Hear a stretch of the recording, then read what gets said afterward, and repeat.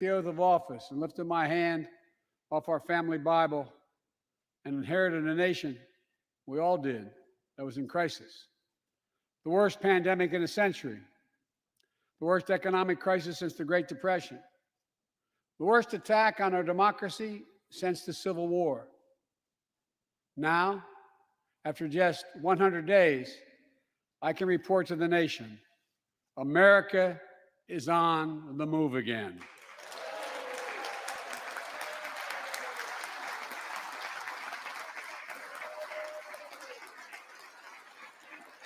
Turning peril into possibility, crisis to opportunity, setbacks into strength.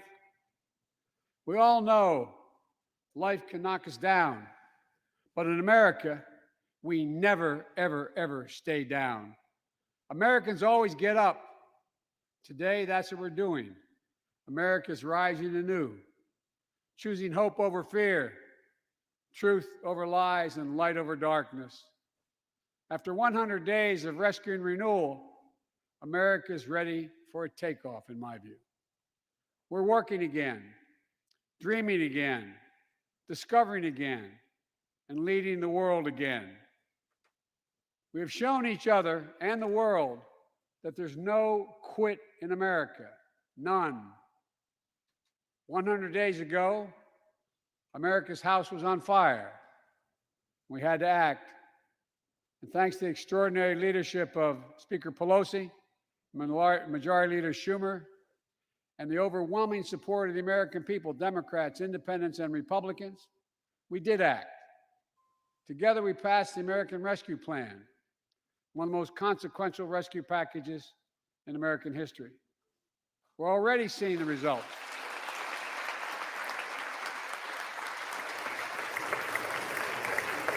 We're already seeing the results.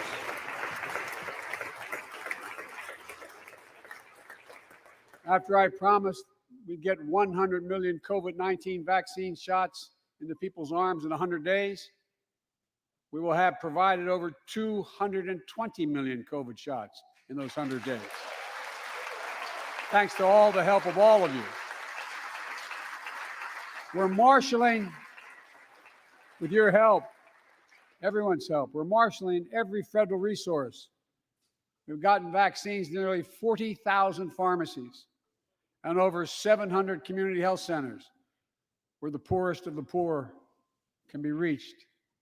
We're setting up community vaccination sites, developing mobile units to get to hard-to-reach communities. Today, 90% of Americans now live within 5 miles of a vaccination site. Everyone over the age of 16, everyone is now eligible to get vaccinated right now, right away. Go get vaccinated, America. Go and get the vaccination. They're available. You're eligible now.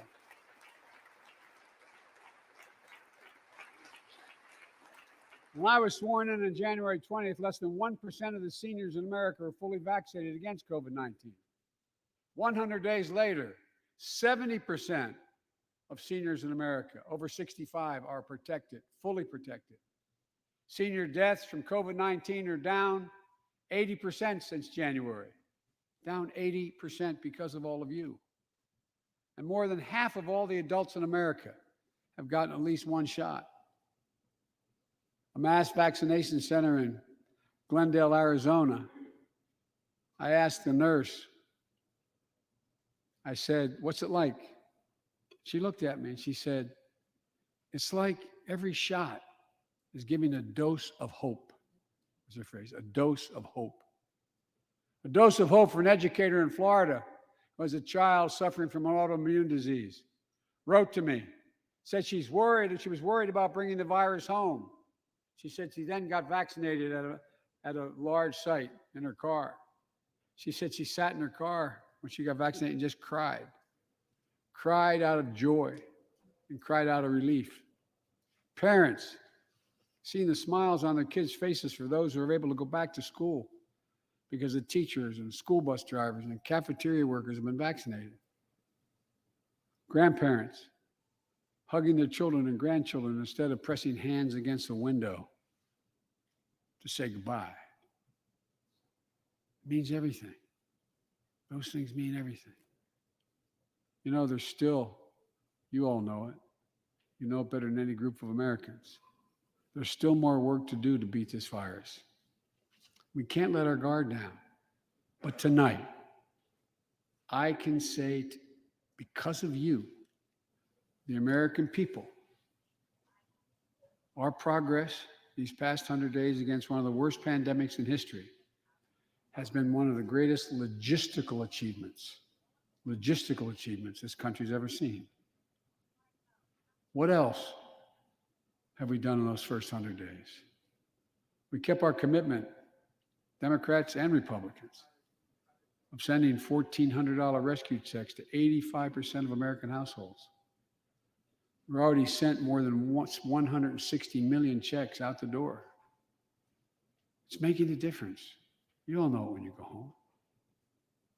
For many people, it's making all the difference in the world.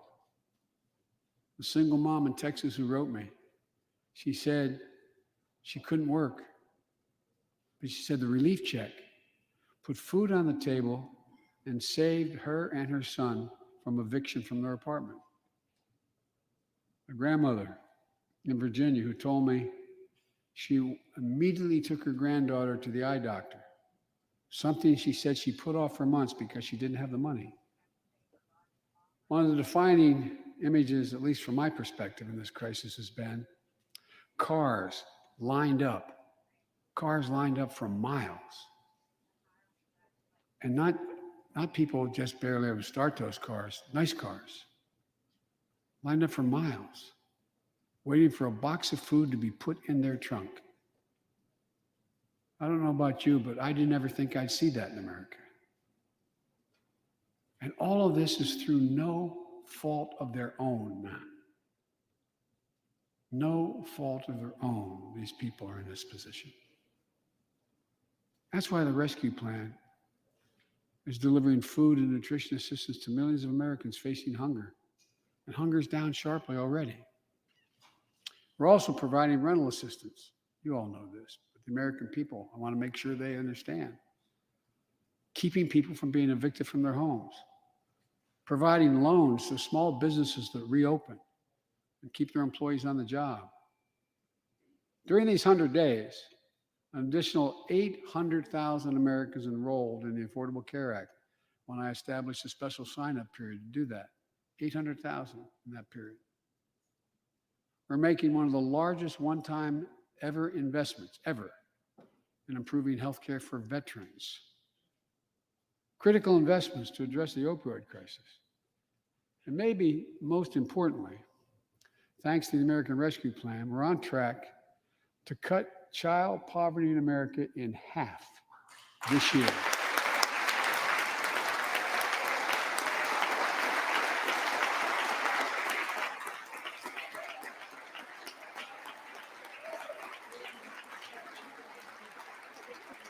And in the process, while this was all going on, the economy created more than 1,300,000 new jobs in 100 days. More jobs in the first 100 days than any president on record. The International Monetary Fund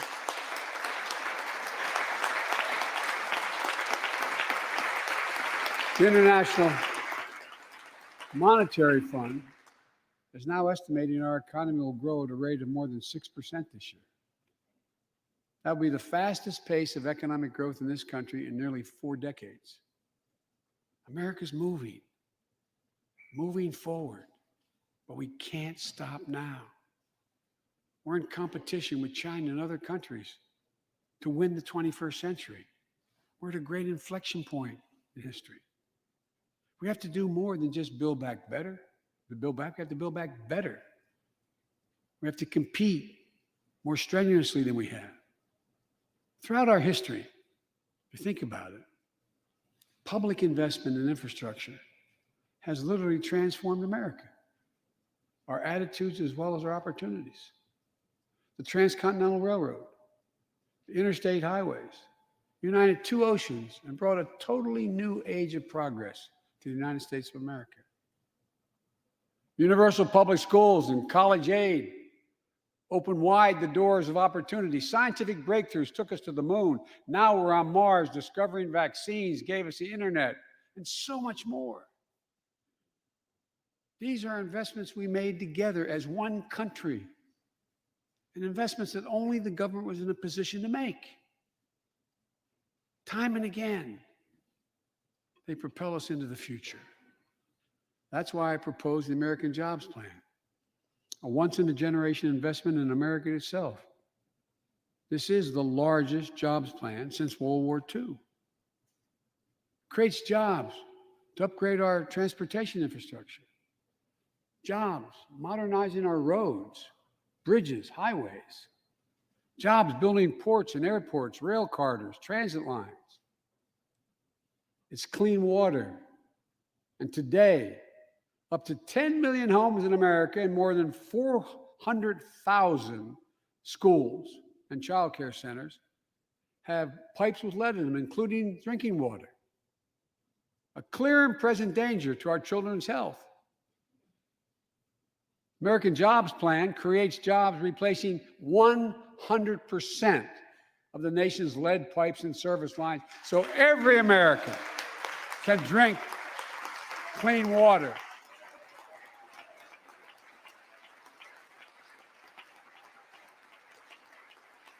And in the process, it will create thousands and thousands of good-paying jobs.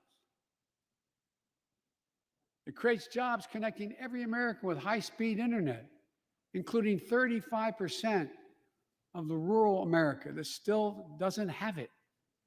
It's going to help our kids and our businesses succeed in the 21st century economy. And I'm asking the Vice President to lead this effort, if she would, because I know it'll get done. Creates jobs building a modern power grid. Our grids are vulnerable to storms, hacks, catastrophic failures with tragic results, as we saw in Texas and elsewhere during the winter storms. The American Jobs Plan will create jobs that lay thousands of miles of transmission lines needed to build a resilient and fully clean grid. We can do that. Look, the American Jobs Plan will help millions of people get back to their jobs and back to their careers.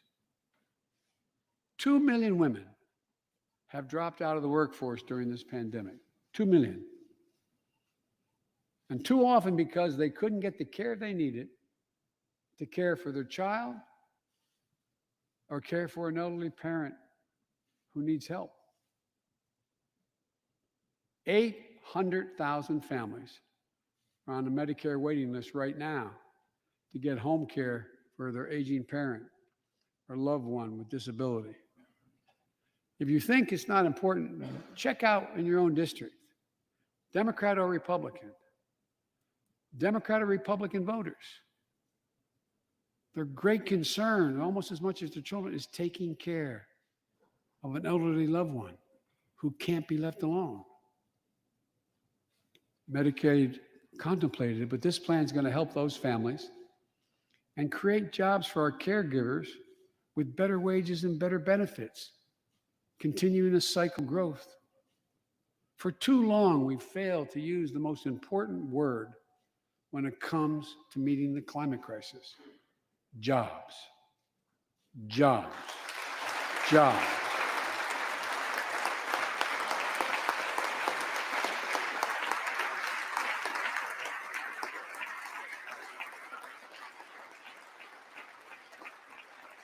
For me, when I think climate change, I think jobs. American Jobs Plan will put engineers and construction workers to work building more energy efficient buildings and homes. Electrical workers, IBEW members installing 500,000 charging stations along our highways so we can own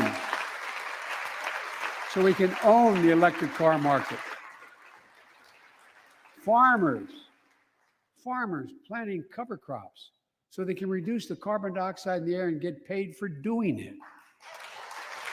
Look, think about it.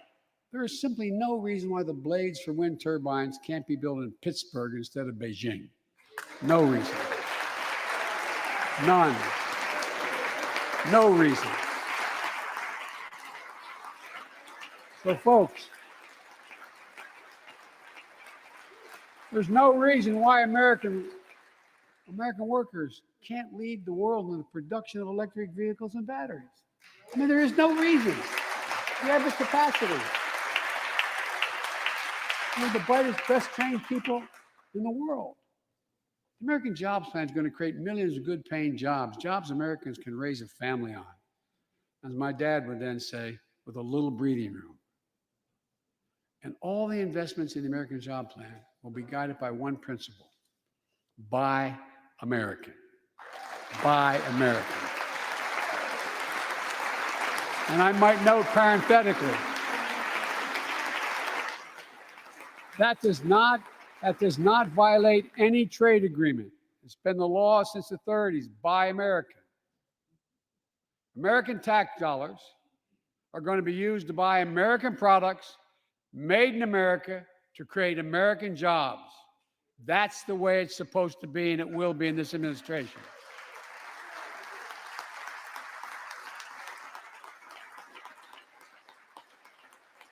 And I made it clear to all my cabinet people, their ability to give exemptions has been strenuously limited. It will be American products. Now, I know some of you at home are wondering whether these jobs are for you. So many of you, so many of the folks I grew up with, feel left behind, forgotten, in an economy that's so rapidly changing. It's frightening. I want to speak directly to you, because you think about it. That's what people are most worried about. Can I fit in? Independent experts estimate the American Jobs Plan will add millions of jobs and trillions of dollars to economic growth in the years to come. It is an 8-year program. These are good paying jobs that can't be outsourced. Nearly 90% of the infrastructure jobs created in the American Jobs Plan do not require a college degree. 75% don't require an associate's degree. The American Jobs Plan is a blue-collar blueprint to build America. That's what it is.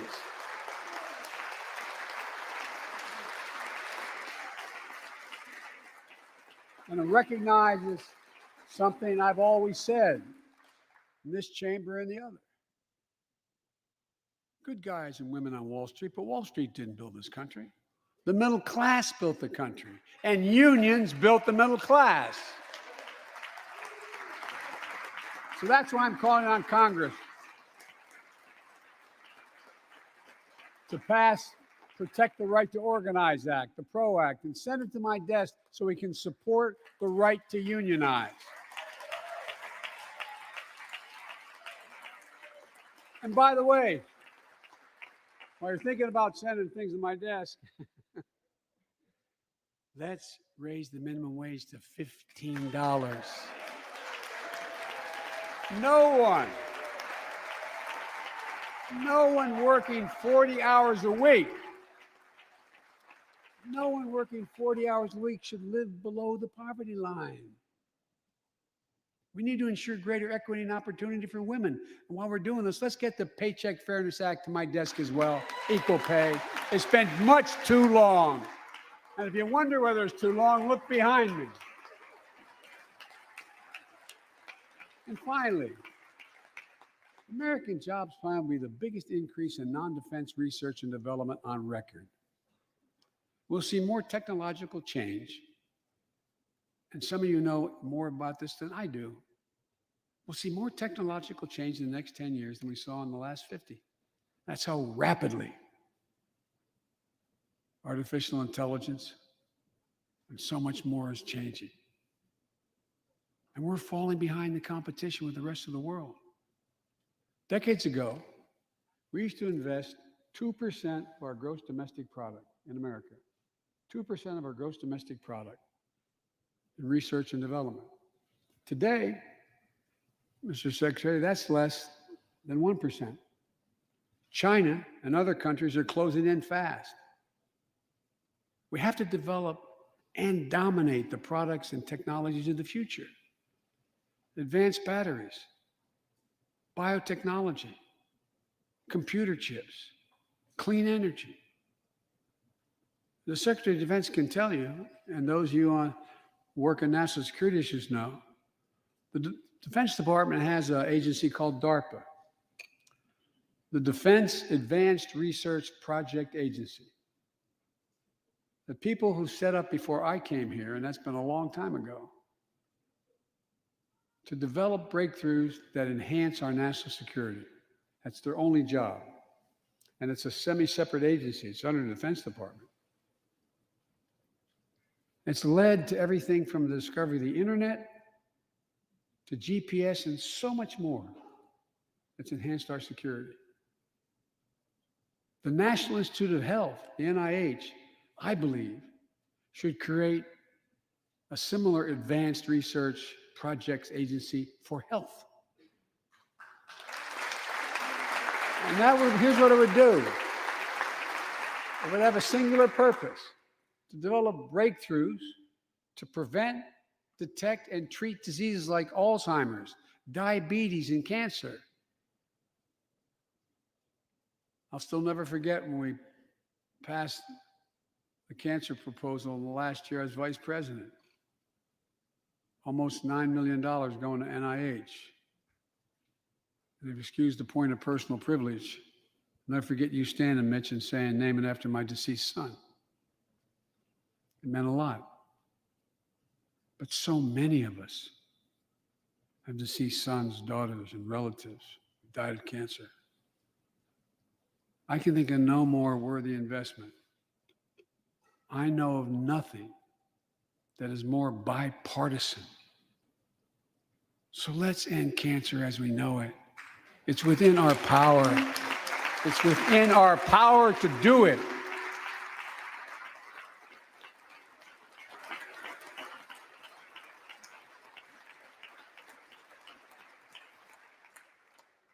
Investments in jobs and infrastructure like the ones we're talking about have often had bipartisan support in the past. Vice President Harris and I met regularly in the Oval Office with Democrats and Republicans and discussed the jobs plan. And I applaud a group of Republican senators who just put forward their own proposal. So let's get to work. I wanted to lay out before the Congress my plan before we got into the deep discussions. I'd like to meet with those who have ideas that are different, they think are better. I welcome those ideas. But the rest of the world is not waiting for us. I just want to be clear. From my perspective, doing nothing is not an option.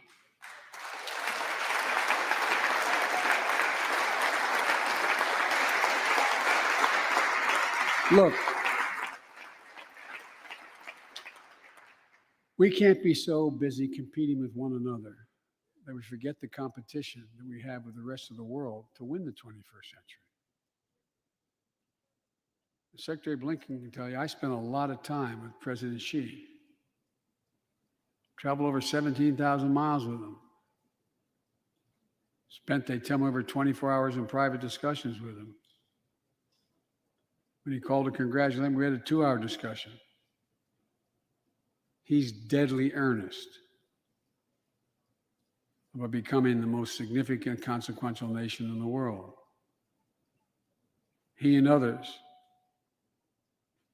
autocrats, think that democracy can't compete in the 21st century with autocracies because it takes too long to get consensus. To win that competition for the future, in my view, we also need to make a once-in-a-generation investment in our families and our children. That's why I've introduced the American Families Plan tonight, which addresses 4 of the biggest challenges facing American families and in turn America. First is access to good education. When this nation made 12 years of public education universal in the last century, it made us the best educated, best prepared nation in the world. It's, I believe, the overwhelming reason that propelled us to where we got in the 20th century. But the world's caught up or catching up. They're not waiting. I would say parenthetically, if we were sitting down, we set a bipartisan committee together and said, okay, we're going to decide what we do in terms of government providing for free education. I wonder whether we'd think, as we did in the 20th century, that 12 years is enough in the 21st century. I doubt it. 12 years is no longer enough today to compete with the rest of the world in the 21st century. That's why my American Families Plan guarantees 4 additional years of public education for every person in America, starting as early as we can. The great universities in this country have conducted studies of the last 10 years. It shows that adding 2 years of universal high-quality preschool for every 3-year-old and 4-year-old, no matter what background they come from, puts them in a position to be able to compete all the way through 12 years, and increases exponentially their prospect of graduating and going on beyond graduation. Research shows when a young child goes to school, not daycare, they're far more likely to graduate from high school and go to college or something after high school. When you add 2 years of free community college on top of that, you begin to change the dynamic. We can do that.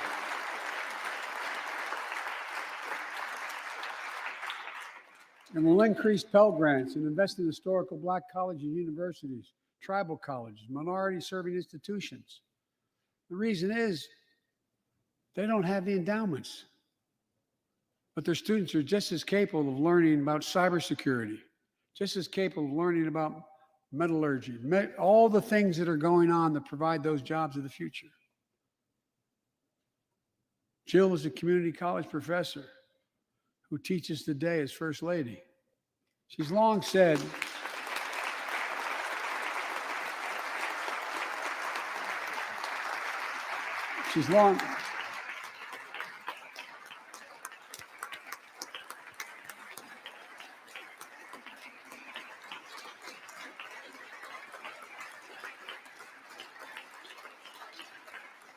if I've heard it once, I've heard it 1,000 times.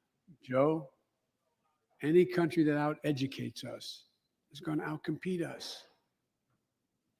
She'll be deeply involved in leading this effort. Thank you, Jill. Second thing we need, American Families Plan will provide access to quality, affordable child care. We guarantee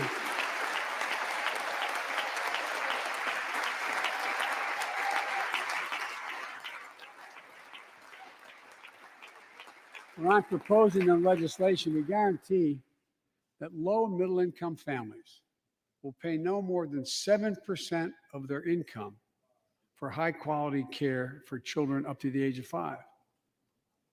The most hard-pressed working families won't have to spend a dime. Third, the American Families Plan will finally provide up to 12 weeks of paid leave and medical leave, family medical leave. We're one of the few industrial countries in the world. No one should have to choose between a job and a paycheck, or taking care of themselves and their loved ones, or parent or spouse or child. And fourth, the American Family Plan puts directly into the pockets of millions of Americans. In March, we expanded tax credit for every child in a family, up to $3,000 per child if they're under 6 years of age. Over 6 years of age. And $3,600 for children over 6 years of age. With 2 parents, 2 kids, that's $7,200 in the pockets to help take care of your family. And that will help more than 65 million children and help cut child care poverty in half. And we can afford it. So we did that in the last piece of legislation we passed. But let's extend that child care tax credit at least through the end of 2025.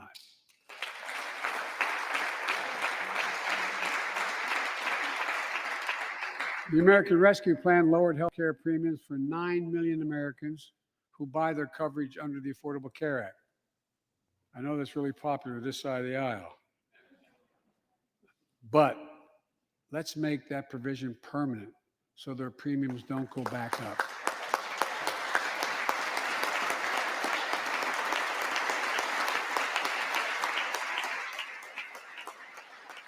In addition to my family's plan, I'm going to work with Congress to address this year other critical priorities for American families.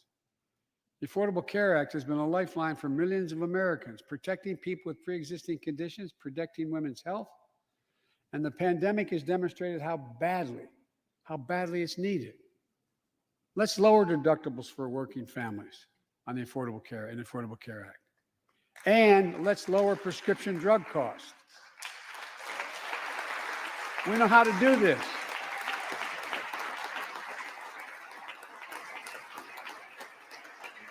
The last president had that as an objective. We all know how outrageously expensive drugs are in America. In fact, we pay the highest prescription drug prices of anywhere in the world, right here in America.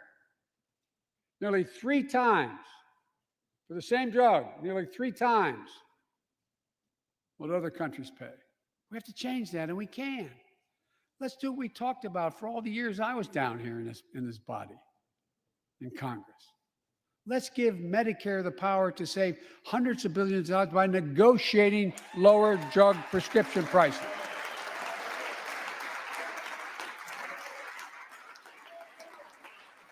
And by the way, it won't just help people on Medicare. Lower prescription drug costs for everyone. And the money we save, which is billions of dollars, can go to strengthen the Affordable Care Act and expand Medicare coverage benefits without costing taxpayers an additional penny. It's within our power to do it. Let's do it now.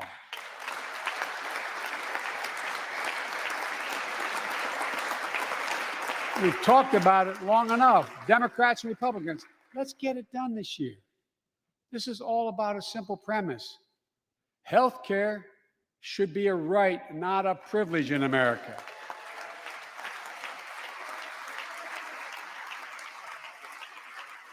So, how do we pay for my jobs and family plan? I made it clear we can do it without increasing the deficits. Let's start with what I will not do. I will not impose any tax increase on people making less than $400,000. But it's time for corporate America and the wealthiest 1% of Americans to just begin to pay their fair share. Just their fair share.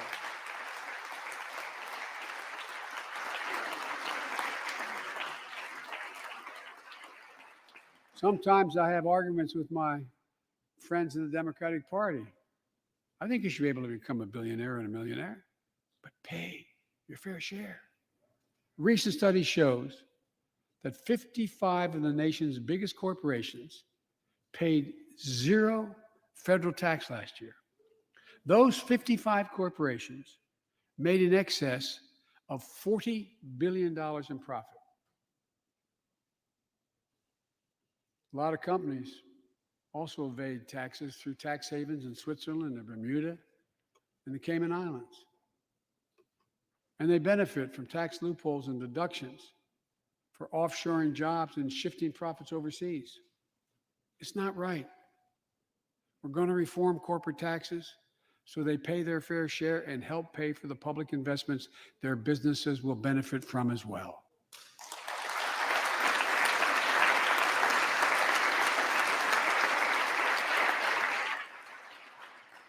We're going to reward work, not just wealth.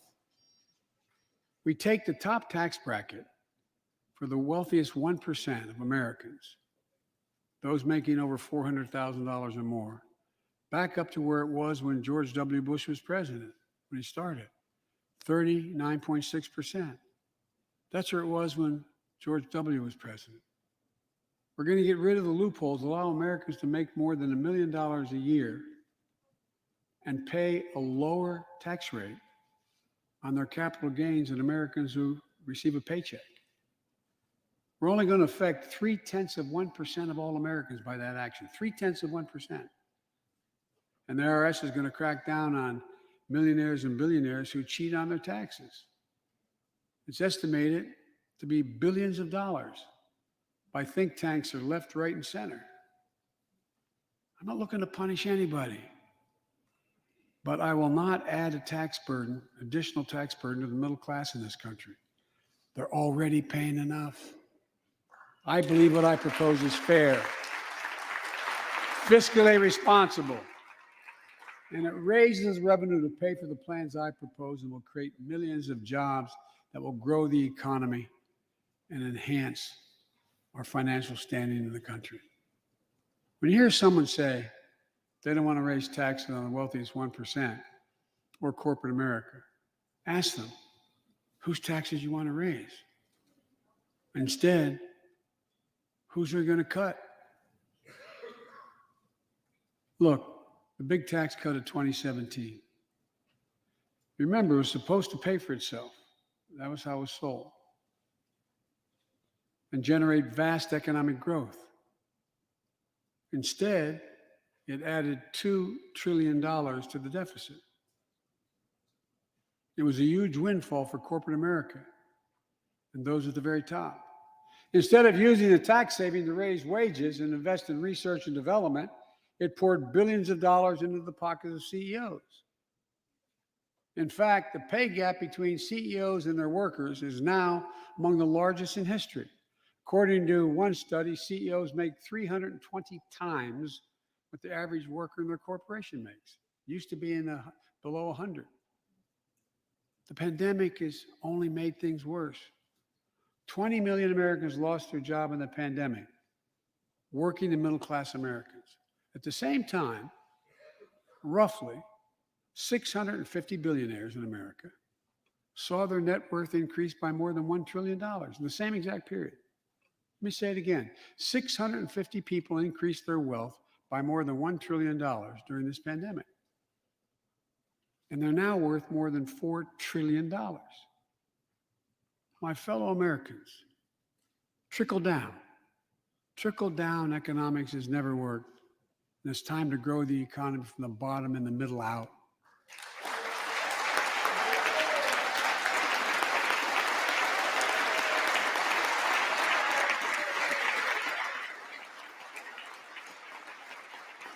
You know, there's a broad consensus of economists left, right, and center, and they agree what I'm proposing will help create millions of jobs and generate historic economic growth. These are among the highest values investments we can make as a nation. I've often said our greatest strength is the power of our example, not just the example of our power. In my conversations with world leaders, and I've spoken to over 38, 40 of them now, I've made it known that America's back. And you know what they say? The comment I hear most of all from them? So they say, we see America's back, but for how long? But for how long? My fellow Americans, we have to show not just that we're back, but we're back to stay. And that we aren't going to go it alone. We're going to do it by leading with our allies. No one nation can deal with all the crises of our time, from terrorism to nuclear proliferation, mass migration, cybersecurity, climate change, as well as what we're experiencing now, the pandemics. There's no wall high enough to keep any virus out. And our own vaccine supply, as it grows to meet our needs, and we're meeting them, will become an arsenal for vaccines for other countries, just as America is an arsenal for democracy for the world.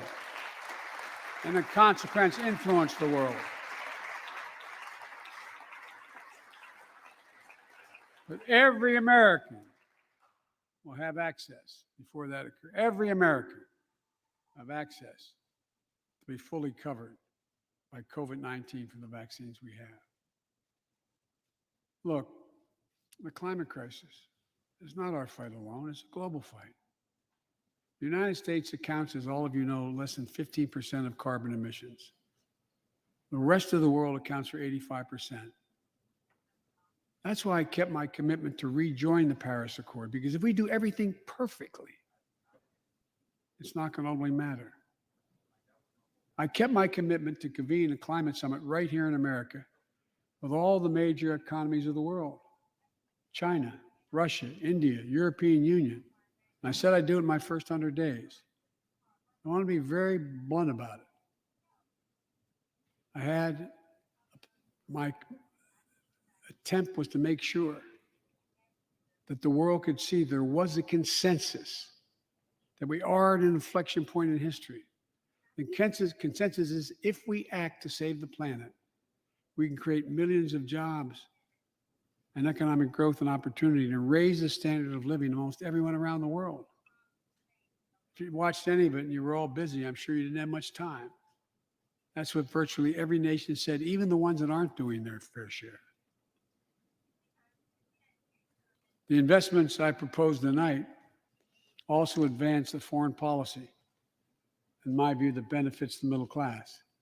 That means making sure every nation plays by the same rules in the global economy, including China. In my discussion with President Xi, I told him, we welcome the competition. We're not looking for conflict. But I made absolutely clear that we will defend America's interest across the board. America will stand up to unfair trade practices that undercut American workers and American industries, like subsidies from state to state-owned operations and enterprises, and the theft of American technology and intellectual property. I also told President Xi that we'll maintain a strong military presence in the Indo-Pacific, just as we do with NATO and Europe, not to start a conflict, but to prevent one.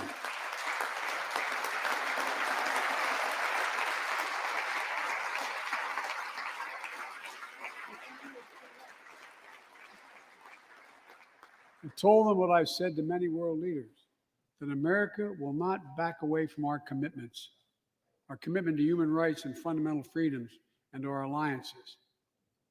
And I pointed out to him, no responsible American president could remain silent when basic human rights are being so blatantly violated.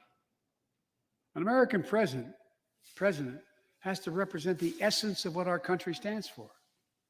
America is an idea, the most unique idea in history. We are created, all of us, equal. It's who we are. And we cannot walk away from that principle and, in fact, say we're dealing with the American idea. With regard to Russia, I know it concerns some of you, but I made very clear to Putin that we're not going to seek escalation, but their actions will have consequences. They turn out to be true, and they turned out to be true. So I responded directly and proportionately to Russia's interference in our elections and the cyber attacks on our government and our business. They did both of these things, and I told them we would respond, and we have. But we can also cooperate when it's our mutual interest. We did it when we extended the New START Treaty on nuclear arms, and we're working to do it on climate change. But he understands we will respond. On Iran and North Korea, nuclear programs that present serious threats to American security and the security of the world. We're going to be working closely with our allies to address the threats posed by both of these countries through diplomacy as well as stern deterrence. And American leadership means ending the forever war in Afghanistan. We have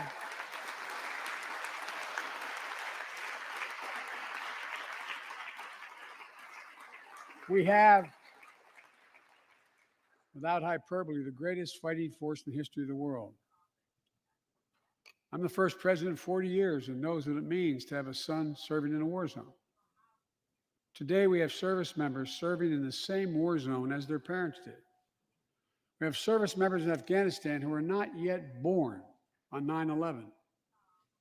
The war in Afghanistan, as we remember the debates here, were never meant to be multi-generational undertakings of nation building. We went to Afghanistan to get the terrorists who attacked us on 9/11. And we said we would follow Osama bin Laden to the gates of hell to do it. If you've been in the upper Konar Valley, you've kind of seen the gates of hell. And we delivered justice to bin Laden. We degraded the terrorist threat of al-Qaeda in Afghanistan. And after 20 years of valor, and sacrifice, it's time to bring those troops home. Look,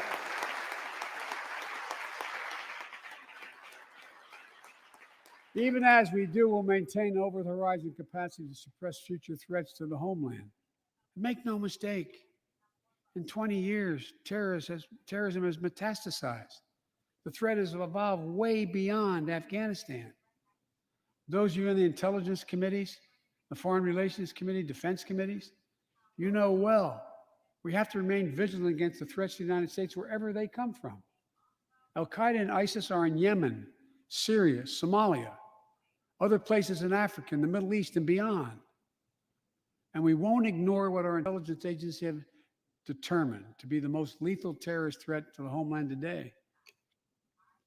White supremacy is terrorism. We're not going to ignore that either.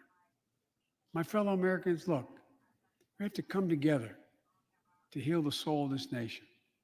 It was nearly a year ago before her father's funeral when I spoke with Gianna Floyd, George Floyd's young daughter. She's a little tyke, so I was kneeling down to talk to her so I could look her in the eye. She looked at me, she said, "My daddy changed the world." Well, after the conviction of George Floyd's murderer, we can see how right she was if we have the courage to act as a Congress. We've all seen the knee of injustice on the neck of Black Americans. Now's our opportunity to make some real progress. The vast majority of men and women wearing a uniform and a badge serve our communities, and they serve them honorably. I know them. I know they want.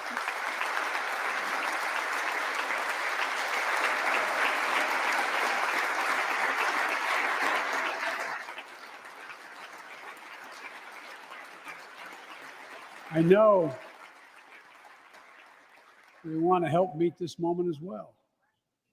My fellow Americans, we have to come together to rebuild trust between law enforcement and the people they serve, to root out systemic racism in our criminal justice system, and to enact police reform in George Floyd's name that passed the House already.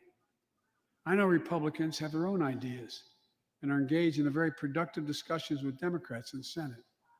We need to work together to find a consensus. But let's get it done next month, by the first anniversary of George Floyd's death.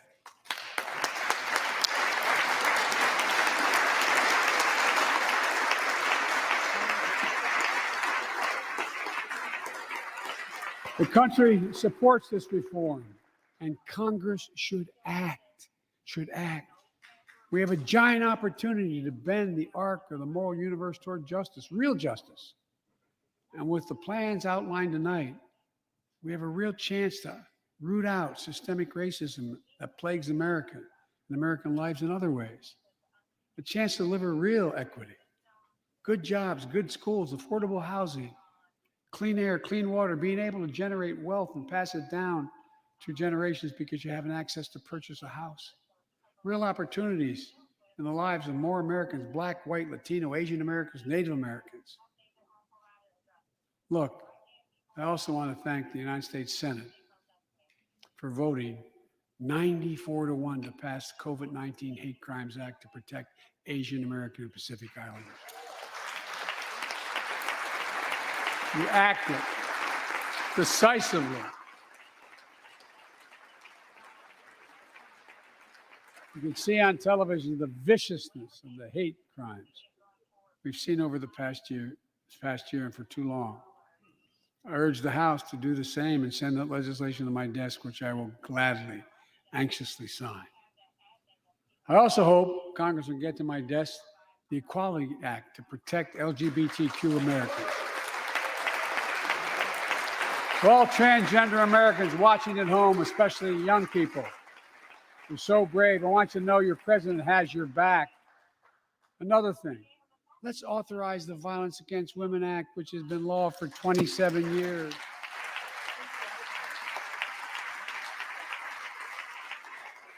"27 years ago, I wrote it.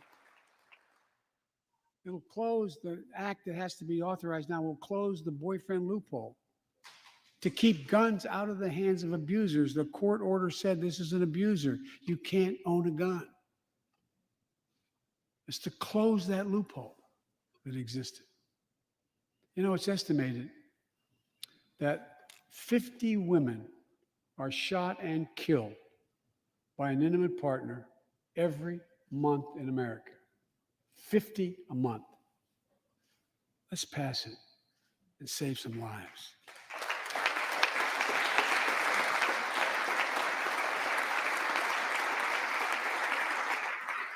And I need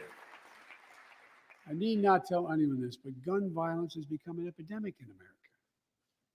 The flag at the White House was still flying at half-mast for the 8 victims of the mass shooting in Georgia, when 10 more lives were taken in a mass shooting in Colorado.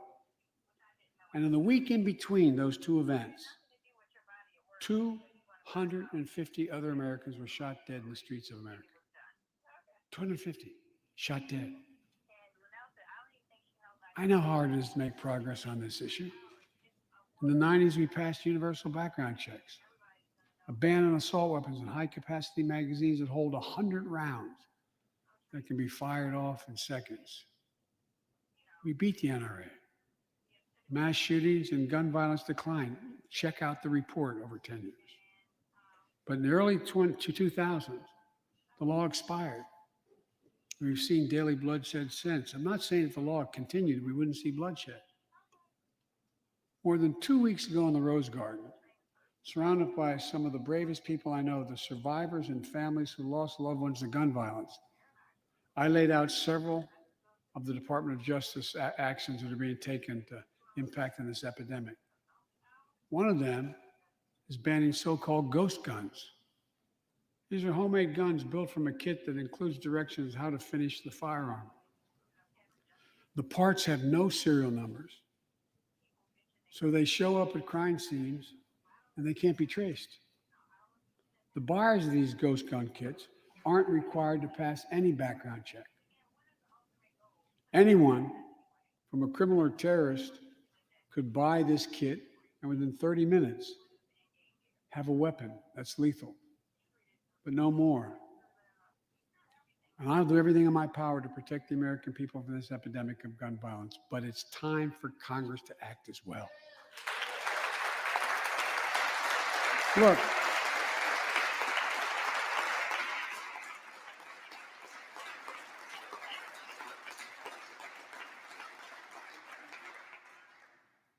I don't want to become confrontational, but we need more Senate Republicans to join the overwhelming majority of Democratic colleagues and close the loopholes required in background check purchases of guns. We need a ban on assault weapons and high-capacity magazines. And don't tell me it can't be done. We did it before and it worked. Talk to most responsible gun owners and hunters. They'll tell you there's no possible justification for having 100 rounds in a weapon. What do you think, deer wearing Kevlar vests? They'll tell you that there are too many people today who are able to buy a gun, but shouldn't be able to buy a gun. These kinds of reasonable reforms have overwhelming support from the American people, including many gun owners. The country supports reform and Congress should act. This shouldn't be a red or blue issue. And no amendment to the Constitution is absolute. You can't yell fire in a crowded theater. From the very beginning, there were certain guns, weapons that could not be owned by Americans. Certain people could not own those weapons ever. We're not changing the Constitution. We're being reasonable. I think this is not a Democrat or Republican issue. I think it's an American issue. And here's what else we can do. Immigration has always been essential to America. Let's end our exhausting war over immigration. For more than 30 years, politicians have talked about immigration reform, and we've done nothing about it. It's time to fix it. On day one of my presidency, I kept my commitment and sent a comprehensive immigration bill to the United States Congress. If you believe we need to secure the border, pass it because it has a lot of money for high-tech border security. If you believe in a pathway to citizenship, pass it. It's over 11 million undocumented folks, the vast majority of here overstaying visas. Pass it. We can actually, if you actually want to solve a problem, I've sent a bill to take a close look at it. We also have to get at the root problem of why people are fleeing, particularly to our southern border from Guatemala, Honduras, and El Salvador. The violence, the corruption, the gangs, the political instability, hunger, hurricanes, earthquakes, natural disasters. When I was president, when I was vice president, the president asked me to focus on providing help needed to address the root causes of migration. And it helped keep people in their own countries instead of being forced to leave. The plan was working, but the last administration decided it was not worth it. I'm restoring the program and asked Vice President Harris to lead our diplomatic effort to take care of this. I have absolute confidence she'll get the job done. Now look, if you don't like my plan, let's at least pass what we all agree on. Congress needs to pass legislation this year to finally secure protection for dreamers. The young people have only known America as their home. And permanent protection for immigrants who are here on temporary protective status who came from countries beset by man-made and natural-made violence and disaster, as well as a pathway to citizenship for foreign workers who put food on our tables. Look, immigrants have done so much for America during this pandemic and throughout our history. The country supports immigration reform. We should act. Let's argue over it. Let's debate it, but let's act. And if we truly want to restore the soul of America, we need to protect the sacred right to vote. Most people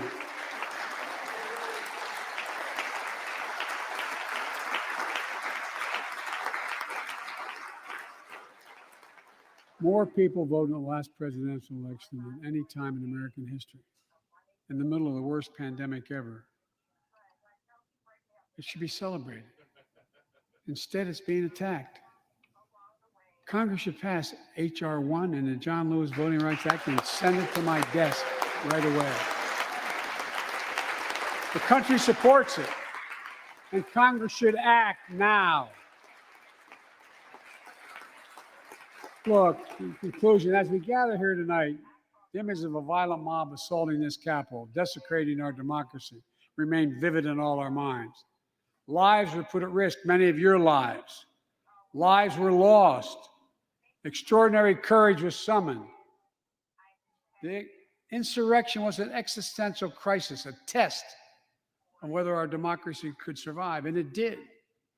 But the struggle is far from over. The question of whether our democracy will long endure is both ancient and urgent. As old as our republic, still vital today. Can our democracy deliver on its promise that all of us, created equal in the image of God, had a chance to lead lives of dignity, respect, and possibility? Can our democracy deliver the most pressing needs of our people? Can our democracy overcome the lies, anger, hate, and fears that have pulled us apart? America's adversaries, the autocrats of the world, are betting we can't And I promise you they're betting we can't. They believe we're too full of anger and division and rage. They look at the images of the mob that assaulted the Capitol as proof that the sun is setting on American democracy. But they're wrong. You know it, I know it. But we have to prove them wrong. We have to prove democracy still works, that our government still works, and we can deliver for our people. In our first 100 days together, we've acted to restore people's faith in democracy to deliver. We're vaccinating the nation. We're creating hundreds of thousands of new jobs. We're delivering real results to people. They can see it, feel it in their own lives. Opening doors of opportunity, guaranteeing some more fairness and justice. That's the essence of America. That's democracy in action. Our Constitution opens with the words, as trite as it sounds, we the people. Well, it's time to remember that we the people are the government, you and I. Not some force in a distant capital, not some powerful force that we have no control over. It's us. It's we the people. In another era, when our democracy was tested, Franklin Roosevelt reminded us, in America, we do our part. We all do our part. That's all I'm asking, that we do our part, all of us. If we do that, we will meet the center challenge of the age by proving that democracy is durable and strong. Autocrats will not win the future.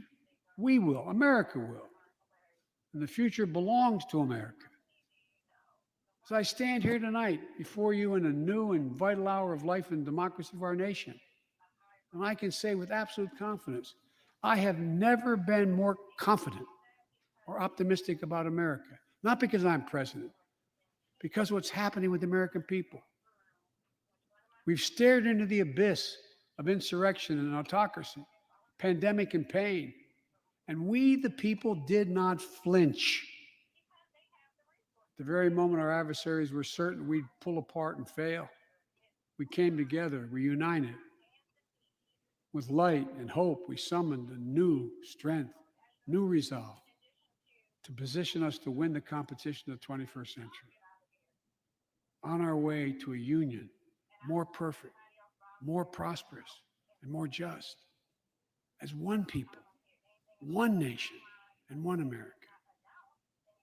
Folks, as I told every world leader I've ever met with over the years, it's never, ever, ever been a good bet to bet against America, and it still isn't. We're the United States of America. There is not a single thing, nothing beyond our capacity. We can do whatever we set our mind to if we do it together. So let's begin to get together. God bless you all, and may God protect our troops. Thank you for your patience.